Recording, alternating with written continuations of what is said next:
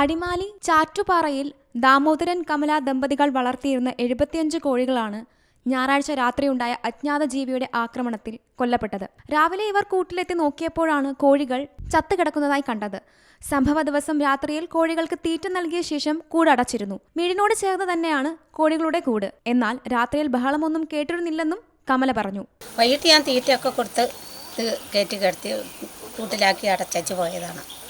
പിന്നെ വൈകിട്ട് ഞങ്ങൾ ശബ്ദമൊന്നും കേട്ടില്ല. രാവിലെ ഞാൻ ഒരു 4 മണിയായപ്പം അപ്പുറത്തെ കൂട്ടിൽ നിന്ന് ഒരു പട്ടി കുറയ്ക്കുകയൊക്കെ ചെയ്യുന്നു കേട്ടോ. അപ്പം ഞങ്ങൾ ലൈറ്റൊക്കെ ഇട്ട് നോക്കി. അന്നേരം പട്ടി പോവുകയും ചെയ്തു. പിന്നെ ഇറങ്ങിപ്പോയി നോക്കിയില്ല. പിന്നെ ഞാൻ രാവിലെ 7 മണിയായപ്പോൾ തീറ്റ ഇട്ട് കൊടുക്കാൻ വരുമ്പോഴാണ് ഇതെല്ലാം ചത്തു കിടക്കുക.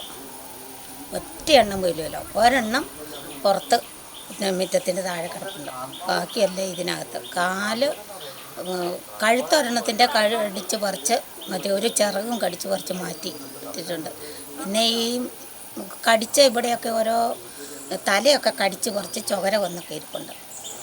പിന്നെ ഇതെന്നാ ജീവിയാണെന്നൊന്നും അറിയത്തില്ല. ഇതെന്താ പറ്റിയെന്നും അറിയത്തില്ല. കൂട്ടിനകത്ത് അങ്ങനെ ഈ കൂട്ടിലങ്ങനെ അധികം ഒരു ശല്യങ്ങളൊന്നും ഉണ്ടായിട്ടില്ല.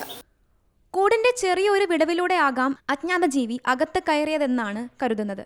കോഴികൾ കൂട്ടത്തോടെ ചത്തതോടെ വലിയ നഷ്ടമാണ് ഈ കർഷകർക്ക് സംഭവിച്ചിരിക്കുന്നത്. 3 ദിവസങ്ങൾക്ക് മുൻപ് അയൽവാസിയായ മോഹനന്റെ 18 കോഴികളെയും അജ്ഞാത ജീവി കൊന്നിരുന്നു. 2ാം തവണയും പ്രദേശത്ത് അജ്ഞാത ജീവിയുടെ ആക്രമണം ഉണ്ടായതോടെ ആളുകൾ ആശങ്കയിലാണ്. ആക്രമണം നടത്തുന്ന ജീവിയെ കണ്ടെത്തണമെന്നാണ് കുടുംബങ്ങളുടെയും നാട്ടുകാരുടെയും ആവശ്യം. Zee Malayalam news, Idukki. പുതിയ വാർത്തകളും വിശേഷങ്ങളും ഇനി വിരൽ തുമ്പിൽ. എല്ലാ ഡിജിറ്റൽ പ്ലാറ്റ്ഫോമുകളിലും ഇപ്പോൾ സീ മലയാളം ന്യൂസ് ലഭ്യം.